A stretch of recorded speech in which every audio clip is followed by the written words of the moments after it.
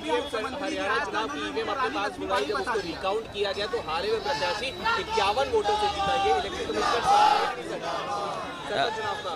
ये election commission पर समय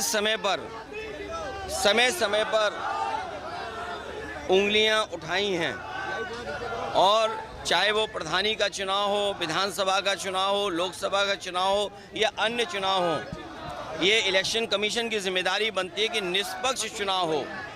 निष्पक्ष चुनाव के साथ साथ इलेक्शन कमीशन की इंस्टीट्यूशन पे लोगों को और भरोसा बढ़े।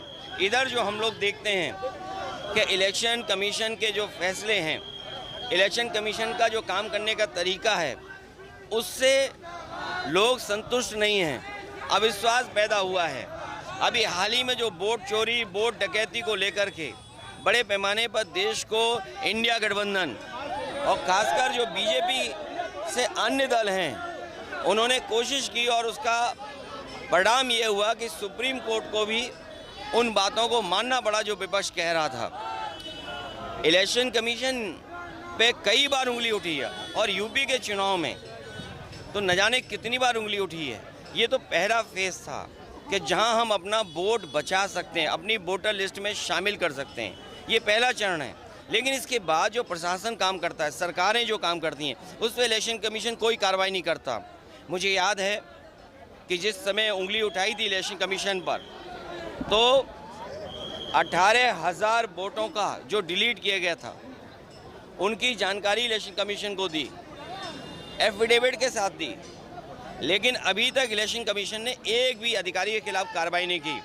अगर एक भी इलेक्शन कमीशन के खिलाफ कार्रवाई हो जाए, मतलब अधिकारी के खिलाफ इलेक्शन कमीशन कर दे कार्रवाई, तो मैं समझता हूँ कहीं भी वोट चोरी, वोट डकैती या इस तरह की लूट नहीं होगी।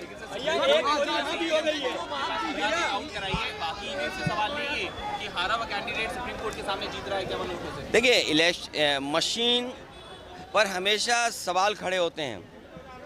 टेक्नोलॉजी या इतनी फुल प्रूफ हो कि उससे बेईमानी ना हो सके।